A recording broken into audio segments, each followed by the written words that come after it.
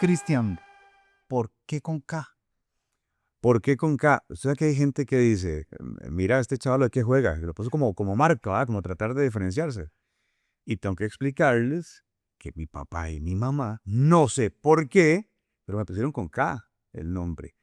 En algún momento le consulté a mi mamá y, y yo soy del 74 y me comentó que era el año entre el 73 y el 74 donde el nombre Cristian llegó al país. No se conocía, no existía el nombre Cristian. Llegó a través de telenovelas venezolanas. Entonces, al ser un nombre nuevo, alguna gente lo puso con C, otra gente le metía una H, y en el caso de mis papás lo pusieron con K. Y tiene todo el sentido, porque yo los he visto los nombres en esas tres variables. Exactamente, incluso hay gente que le pone CH, o hay algunos que le han puesto H después de la T. Hay diferentes variantes. Y de hecho, usted no encuentra a alguien mayor de 55 años que se llame Cristian en este país. O sea, realmente fue el momento donde el nombre llegó al país y donde existió esa libertad. Y a mis papás les gustó tanto el ponérmelo con K, que después vinieron dos hermanas, Catherine y Caroline, y a las dos le pusieron con K. Sí, sí.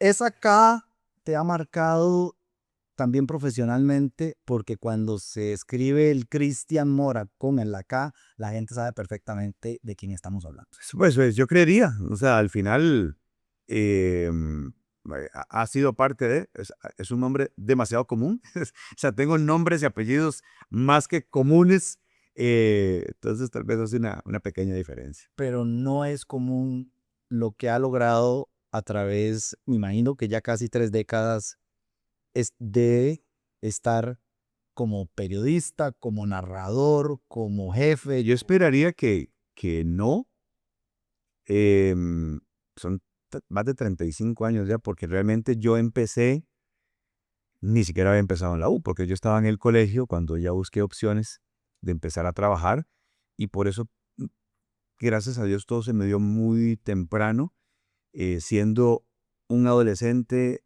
el primer viaje a un partido con Radio Monumental no tenía ni cédula.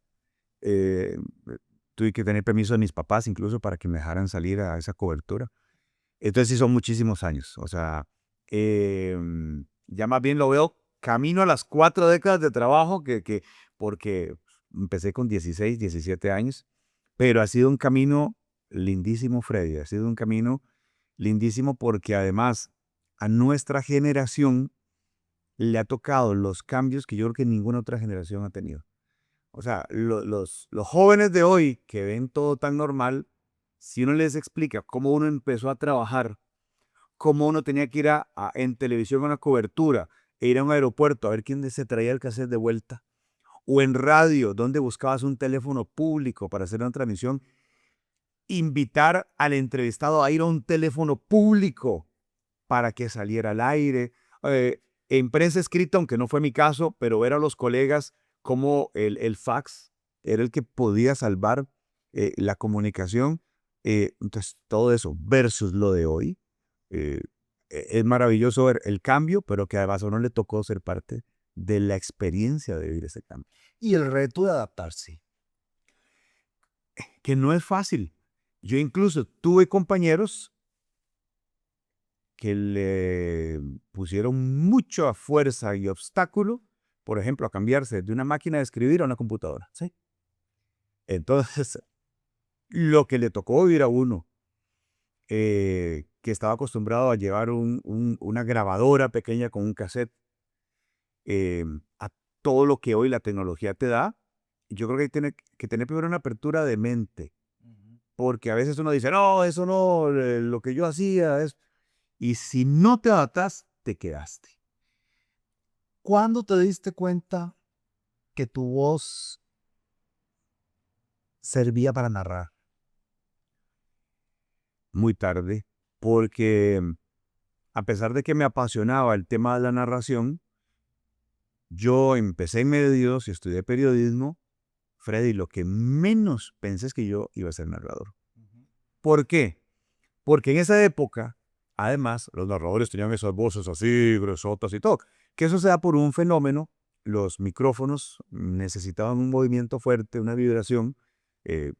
Me quedaría lejos ahora de toda la explicación técnica, pero por eso los locutores de radio y toda esta gente tenían esas voces, y era lo normal.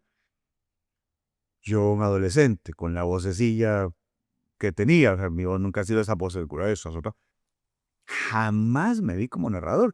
Eso fue un accidente que provocó varios capítulos, porque cuando yo tenía como 18 años, estaba ya en Radio Monumental y andaban buscando un narrador, porque solo había un narrador de experiencia que era Marvin Centeno. Entonces hacían pruebas, recuerdo que hicieron un concurso, la gente mandaba cassettes, y un día que había un partido intrascendente, el que era mi jefe, Berardo Herrera, me dijo, Cristian, narras hoy en la noche. Además estaba probando, y como eran partidos, ¿verdad que? Yo, ¿cómo narras? Y narré ese partido.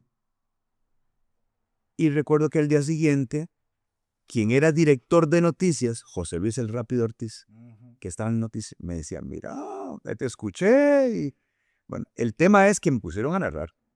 Hay un plano secundario, pero me pusieron a narrar y a mí se me abrió, o sea, la esperanza, la alegría de decir, mira, no lo tenía, en mis planes no estaba narrar. Ese talento.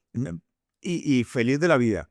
Pasaron unos meses y un día en una reunión, después de que narré un partido, delante de todos los compañeros, me dice Berardo, mi Reycito, y no servís para narrar. Sos malo, tenés A, B, C, esto, lo otro, no tenés esto, no tenés... Me despedazó y me dijo, hasta aquí llegó. Seguís como periodista, seguís en programas, seguís como gramillero, ese periodista en cancha, y se murió. Fue un golpe muy, muy duro, pero en el fondo yo también decía, dice, la verdad que no soy muy bueno. Sí, ¿no? Sería lindísimo, o sea, porque yo decía, los que se dedican a narrar, era McGregor, el Rápido Ortiz, wow, qué lindo, pero viajan, están en los partidos principales, pero ahí no era mi realidad. Se acabó. Pasa el tiempo y llega el Mundial de Estados Unidos 1994. Tenía 20 años y la alegría enorme es que me llevan. O sea, el sueño, pero así, el sueño de niño de ir a un Mundial, se me cumple a los 20 años, voy para Estados Unidos 94. Y me dicen, vas al sector de San Francisco, de California, te toca cubrir Brasil. Bueno, una maravilla. Los primeros días, el acceso que tenía al jugador de la selección de Brasil fue más fácil de lo que yo creía. Estaba feliz de la vida. Era como el segundo o tercer día del Mundial, y recuerdo que me dejan un mensaje en el lugar donde me hospedaba, llame a la radio. Recuerden que en ese lugar, en ese momento no había celulares, ni internet, ni nada de eso. Teléfono, llamo a la radio. Cristian, que hay un mensaje de Berardo. Berardo estaba con el grueso del grupo en Dallas, donde estaba el centro de prensa. Que hay un mensaje de Berardo, que agarre las cosas, se vaya al aeropuerto, hay un tiquete depositado para que vaya a Dallas. ¿Por qué? Sacaron mal los cálculos, solo van 2 narradores, Marvin Centeno y José Luis El Rápido Ortiz, y son 3 partidos por fecha. Necesita un narrador, y en este momento recordaron que usted narró hace como 2 años y que va a tener que narrar unos partidos. Y entonces, por un lado era la emoción, qué bonito, pero por otro lado estaba viendo una experiencia increíble. Claro. Entrevistando a grandes figuras. Entonces me comunico con Everardo a Dallas.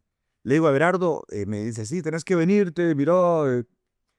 Yo, Everardo, vengo de entrevistar a Bebeto, a Romario, a Tafarel, a Dung.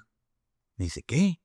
Sí, hay acceso, pude entrar, la atención es especial, le puse las grabaciones y me dice, no, jamás, tenés que quedarte ahí. Narrar desde ahí, llevas una consola, un micrófono, hacerlo vía remoto. Y entonces volví a narrar. Esa fue la forma en que regresé a la narración, una emergencia. Termina el Mundial, recuerdo que nos encontramos todos en Miami cuando había finalizado para venir ya al viaje a Costa Rica.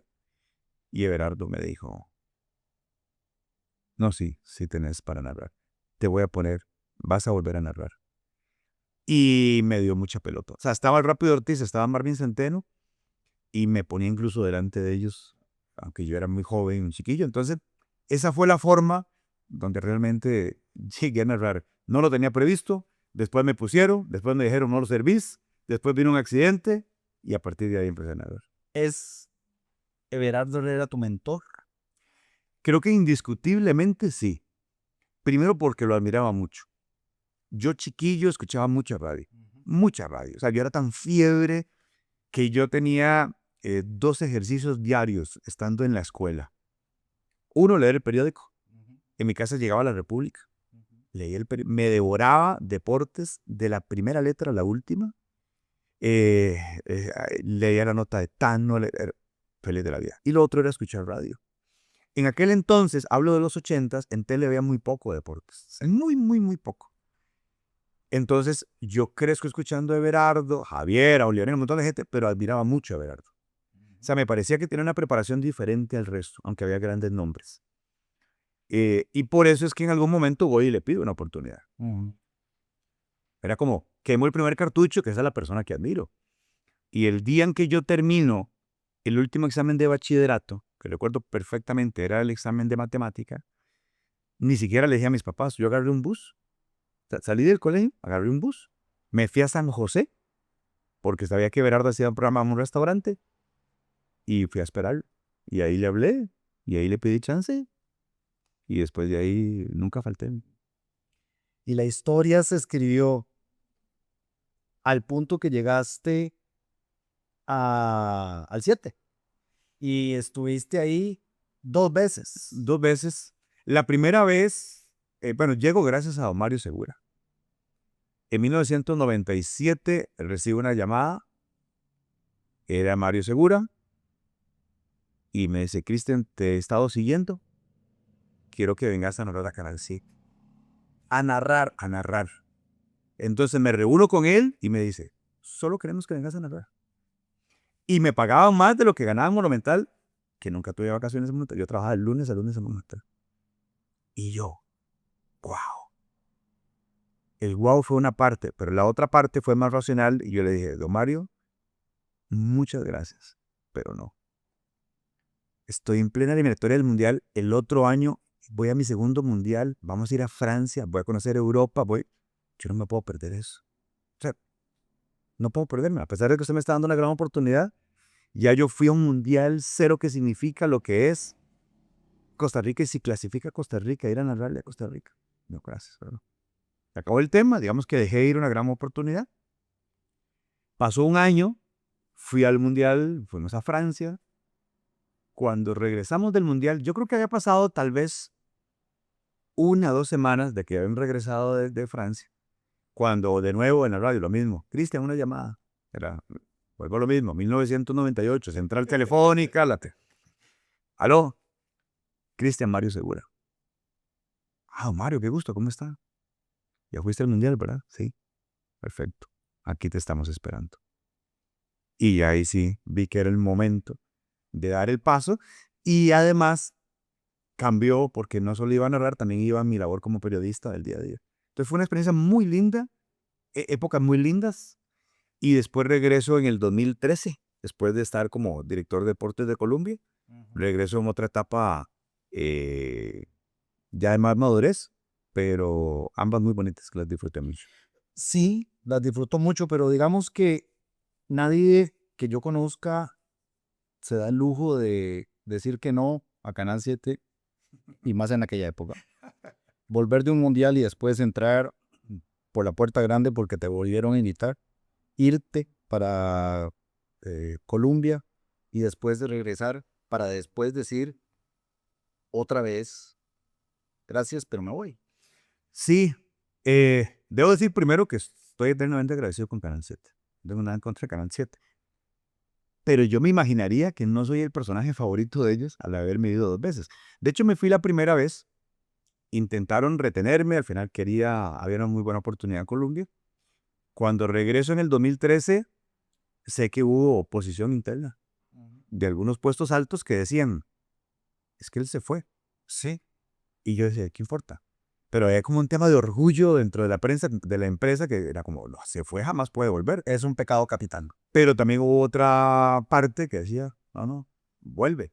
Volví, y por segunda vez me fui. Y ¿Te fuiste enojado? no, para nada, no, para nada.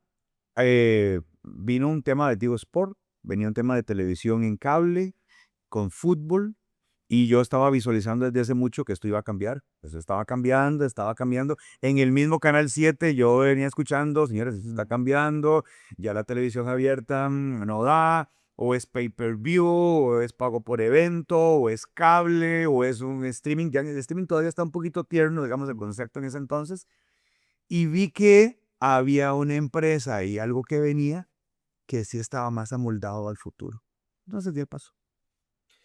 Antes de dar ese paso, vos habías, y me acuerdo porque lo leí, escrito algo en redes sociales de que vos merecías ir a un mundial y después te preguntaron que si esa había sido una de las causas por las cuales vos dijiste hasta aquí, yo merecía estar ahí y no quedarme a control remoto narrando. Sí, y no es tanto que merecía, es que no compartía, ni comparto hasta el día de hoy, la forma en que manejaban la cobertura de los mundiales. Ujú. Es el evento más grande cada 4 años de fútbol y parece que lo secundario era el fútbol. O sea, era más un tema cómico, que respeto muchísimo a todos los personajes, influencers, cómicos, modelos, todo lo que usted quiera. Pero yo preguntaba, ¿y el fútbol? Ujú. Entonces, no compartí eso y no compartí que el relato y el comentario, que al final era la esencia, se quedara aquí vía remota y en el lugar de los hechos donde se vive, donde se transpira el mundial, estuvieran un montón de personas que terminan el mundial y después se dedican a otra cosa y no están metidos en el fútbol. Esa era mi crítica. Sí, se Eh, convirtió en un circo.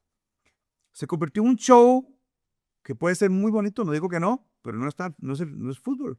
O sea, no eran Fútbol. los toros de zapote como para tener ahí a todos los comediantes A ver, alrededor. de hecho a mí me tocó en el 2018 presentar la revista mundialista que era en la noche.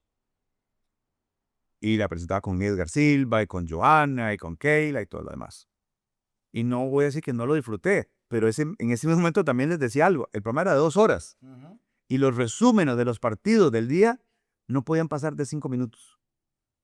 Y el resto, la hora 55, era show, notas de color, esto, lo otro, que está muy bien como una parte de, pero mi reclamo como periodista deportivo es, pero señores, la esencia es el mundial, el fútbol, los goles, los jugadores, la conferencia de prensa, el partido de mañana, la situación que está pasando, y eso pasaba de largo. Y me acuerdo tanto de ese momento porque nadie se lo esperaba que vos te ibas a ir.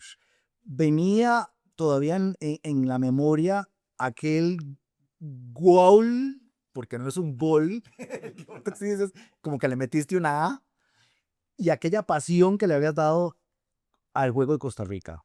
Eh, Vos, me imagino que por eso comprendo que al tomar esa decisión de dejar Canal 7 por, ¿qué? ¿Cuarta vez? ¿Tercera vez? No sé. Este, lo tuviste que haber hecho consciente de que posiblemente iba a ser la última.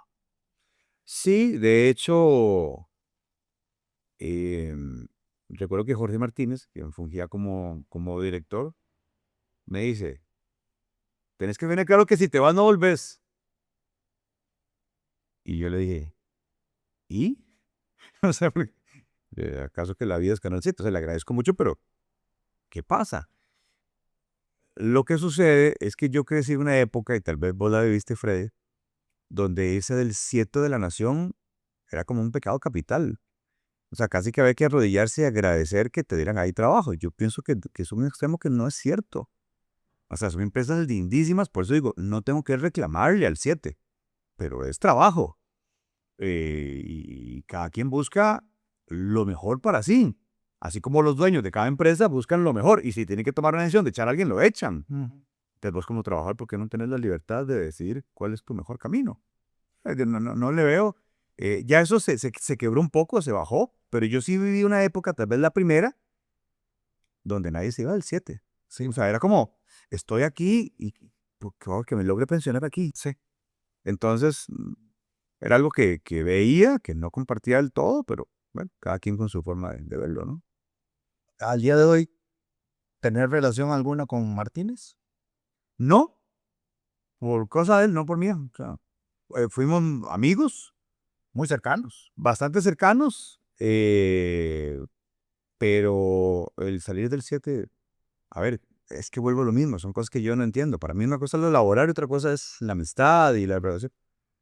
Pero parece que es como haber infringido una falta. Entonces, ¿Y tenés relación con Gustavo López? buenísimas, somos súper amigos. A pesar de que él hizo exactamente lo que vos hiciste, pero al revés. Entonces Claro. regresó. Totalmente comprensible y todo muy bien.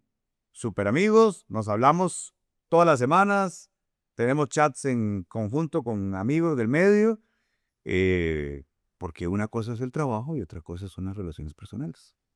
¿Cuál es tu Dream Team en deportes? Porque yo crecí en la universidad viéndote, porque fuimos compañeros de universidad en algunos cursos, muy cercano a un Pablo Aguabella, muy cercano a una Mariana Soto, muy cercano, eh, qué sé yo, a Rubén, había varias personas ahí que después destacaron en su momento. Sí. Vos, si hoy tuvieses que armar un equipo, ¿cuál es tu equipo ideal? Bueno, siempre me gusta darle el campo a quienes se lo han ganado por tiempo y han permanecido. Por ejemplo, un Gaetano Pandolfo, Ajá. hoy con 80 años o más, está vigente. Me parece que es una institución dentro del periodismo deportivo. Em, y luego, no sé, hay muy buenas figuras. Algunas se fueron del medio como local, Freddy. Por ejemplo, no sé si recordás a Gregory Villalobos. Claro. La Gregory, el tema del básquet y demás, muy bueno. Que también Jota con el básquet Sí. era muy bueno. Tavo López es un personaje por sí solo. O sea, tiene un poquito de lo informativo y demás. Y luego creo que él, por su carisma, se ha ganado también un espacio. Considero que Cristian Sandoval es muy bueno en lo que hace. También, o sea, muy entregado y está ahí. Y esa voz es una marca también. También, también porque lo escuchas y sabes que es él. Sí. Sabes que es él. Luego hay personajes que hay que darle también, por ejemplo, un Yacine Quesada, se ganó su campo en radio, también trabajador. Hablábamos lo de Berardo, un comentarista como Hernán Morales. Son décadas de que un país lo está escuchando y creo que también tiene. Eh, pues podría ir ahí. Hay muchos nombres. Hoy hasta se me enreda un poco porque ya hoy no sé si es periodista, influencer, qué es qué. Está muy distorsionado el tema y no lo digo como crítica, digo que esa es la realidad de hoy. Pero por ahí pongo nombres importantes. Sí, sí, sí, totalmente de acuerdo. Hay personas ahora que están inclusive en programas deportivos y todo que usted dice de dónde salió esta persona simplemente porque tiene cierta cantidad de seguidores. Hace poco, y en esa línea, hace poco vos denunciaste que algunos dirigentes y agentes pagan a periodistas para que hablen bien de sus equipos o hablen mal de sus equipos. ¿Qué te costó ese comentario? Em, Además de los reclamos y del enojo de una parte, no sé si algo más. Incluso yo tenía un programa Fútbol por Dentro que después se quitó. Ajá. Yo hoy no puedo asegurar si fue por eso o no. Lo que sí sé es que hubo un movimiento muy fuerte de enojo de algunos dirigentes, de algunos periodistas, y lo tengo muy claro, porque es una verdad, Sí. porque es una verdad, sí, totalmente. Lamentablemente esto se ha distorsionado. Hay futbolistas y agentes que se han ligado a periodistas para que manejen su información bajo sus intereses. Y la forma de pago, aunque hay un tema económico de por medio, también hay algo relevante que es, estamos adentro y sabemos qué es lo que pasa. A nivel de noticias, a nivel de muchas cosas. Pero Pero vamos a ver, eso es un relacionista público, totalmente. vestido en periodista. Totalmente. De hecho, sé que ha existido molestia en muchos ámbitos. Por ejemplo, la eliminatoria de Costa Rica al Mundial, las alineaciones se filtraban el día antes, todos los partidos y los 11 exactos. Quedó clarísimo que eran los mismos futbolistas que tenían a alguien a quien entregársela. Entonces, eso fue lo que dije, lo mantengo, y en el medio todos saben que es una realidad. De hecho, hay periodistas que le han dicho a algunos dirigentes no, han existido ofrecimientos de, mira, te pago y y me ayudas a darle cierta bola a los jugadores que me interesan, porque viene una venta, porque viene algo. Entonces, muy sucio está el tema, muy distorsionado sobre un manejo claro, comunicativo hacia la gente. Imagino que eso te pudo haber costado personas que ya no te hablan, me imagino que te pueden haber cerrado puertas a algunos staff. Tuve un tiempo después, previo al Mundial, hubo una reunión de un patrocinador y un periodista muy joven, que es muy conocido también, Ujú, llegó, me llamó la atención que no me saludó ujú. y yo le dije, ¿por qué no me saludaste? Es que estás hablando mucho de mí, mal. Y yo, ¿en serio? Sí, sí, porque vos sabes que lo que decís es tirándome a mí. Y yo dije, usted lo dice, porque yo no dije nombres, dije que sé que existe. Y le dije, yo, vea, te voy a decir algo nada más. Este es un país muy pequeño, es un medio muy pequeño. De ahí a que yo te critique, a que usted tome la decisión de no hablar, cuidado. eh, yo puedo estar en contra o puedo decir, no estoy de acuerdo con eso, pero estás muy joven, relativamente estás empezando, nada más cuida tus maneras. Si es o no es, vos lo sabrás. Y yo sin decirle nada me digo, es que a mí no me pagan, eso es mentira, es que los jugadores son muy amigos míos. Ok, está bien, pero El que nada debe. exactamente. Nada más. Realmente esa fue la persona que reaccionó. Después de ahí hubo dirigentes, presidentes de clubes, presidentes incluso a nivel, dirigentes a nivel internacional que me escribieron y me dijeron qué bueno que lo dijo. Y estoy hablando de personajes pesados, qué bueno que lo dijo porque lo sabemos todos adentro. Y esto se está saliendo de las manos. Y hubo otros, los menos, muy chivas. Claro. No puede ser. A mí no me llamaban, llamaban a mi jefe, eso no puede ser, ¿cómo es posible? Y entonces que presente pruebas, es barbaridad, no sé qué. Y yo nada más decía, ¿y por qué se enojan? ¿Pero por qué están enojados? ¿Por qué brincas si el suelo está parejo? Si estoy diciendo algo que no debe ser, en lugar de alarmarse, decir, ¿cómo es posible? ¿Por qué más bien se enojan de tal forma? Sí, sí, sí. La respuesta es muy clara, claramente porque son parte de Ujú. una línea que ahora se está vendiendo, que es aprovechamos tu rol de comunicador, te damos un beneficio, pero permeas hacia nuestro lado. Cristian, ¿quién sí nos pudo haber llevado al Mundial de director? Cualquiera, vos, yo, prácticamente cualquiera que hubiéramos puesto nos llevaba al mundial. Entonces el problema no está en el director técnico. Fue una parte. Es que al final el director técnico tenía varios manejos, no solo el de la cancha. Hoy estamos dándonos cuenta cómo era el comportamiento de un porcentaje muy grande de ese grupo. Sancionados por sus clubes, problemas de alcohol, problemas de salidas en la madrugada, pleitos entre ellos, amistades que parecen no son las mejores. Eso es mentira que eso fue hace un mes que pasó. Son los mismos jugadores que estaban representando a Costa Rica y ahí hay por lo menos 5. Entonces, una cosa era el manejo de partidos, que también estuvo muy mal. Pero también estabas con un grupo enfermo, con jugadores que no estaban comprometidos. ¿Y por qué no están ahí entonces? Bueno, eso es una gran pregunta. Hasta hoy están tomando ya decisiones más fuertes de sacarlos. Pero yo me pregunto, claro, y el público y la prensa y la afición ilusionada con ir al Mundial, con jugadores que andan de fiesta, que andan alquilando apartamentos en edificios en Airbnb para montarse rollos descomunales, donde se bebe y se ingiere lo que no debe ser. Y son deportistas, en teoría de élite, seleccionados de un país. Andan consumiendo sustancias que no deben consumir, Ajá. sean lícitas o ilícitas. Qué terrible. Ahí es donde viene la responsabilidad dirigencial y también de la cabeza de un técnico pero las decisiones no se tomaron. Pinto hubiera evitado eso. Pinto hubiera evitado eso. Pinto es complicado también. O sea, yo no digo que no. Pero eso por ponerle un nombre. Pero necesitábamos alguien de mano fuerte que no tuviera miedo a sacar jugadores. Incluso creo en las segundas oportunidades, pero en las terceras, en las cuartas, en las quintas, en las sextas, sí, se nos fue la eliminatoria, perdimos, ¿verdad? ¿Quién va a ganar este mundial? Francia tiene un equipo extraordinario.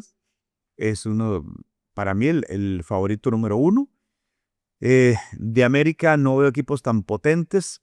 Creo que el mismo España, Inglaterra y después Portugal pueden ser los que le quiten esa posibilidad a Francia. No le ves ninguna posibilidad a Argentina. Cuando empieza a jugar el Mundial, lo que pasa es que la FIFA le colocó a equipos de tercer orden en la primera ronda y en la segunda y en la tercera. Entonces, tal vez en semifinales se enfrente a alguien ya más serio. Ahí está tu cámara. ¿Qué le decís a la gente que por todos estos comentarios, por haberte ido de lugares, no te quiere? A los que no me quieren, les envío un gran abrazo. No es mi problema. Yo entiendo que al estar en esto, a ver, primero el periodista no debe ser el centro de atención, pero entiendo que en deportes, pues se termina a veces confundiendo un poquito los roles. Y es una cuestión de gustos. ¿Te gusta, no te gusta? ¿Me cae bien, me cae mal? Lo señalo porque creo que es la liguista o es apricista o es herediano o es cartaginés. Entonces, opiniones van y vienen. Yo me topo gente en la calle que me dice, usted sí es apricista. Y el mismo día me puedo topar a otro que dice, mira, no puedes esconder el liguismo, ¿verdad? Qué increíble. Entonces usted dice, sí, no hay forma. Cada quien lo ve bajo su óptica, bajo su forma de ser. Pero yo no puedo tomarle importancia a alguien que no me quiera, entre comillas, si no me conoce.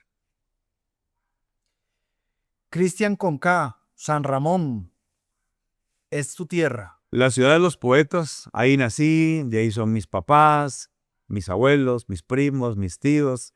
Ahí estuve en la escuela, en parte del colegio. Me fui como a los 15, 16 años, pero soy ramonense por los cuatro costados. Freddy, con F, de Grecia, te da las gracias. Mi querido Freddy, llevamos añillos ahí de encontrarnos en estas. Unos pocos. Que siga más. De eso se trata. No hay que darle la espalda al tiempo y a la sed. Yo la disfruto. Tengo 52 y estoy feliz de la vida de que el tiempo pase. Amén.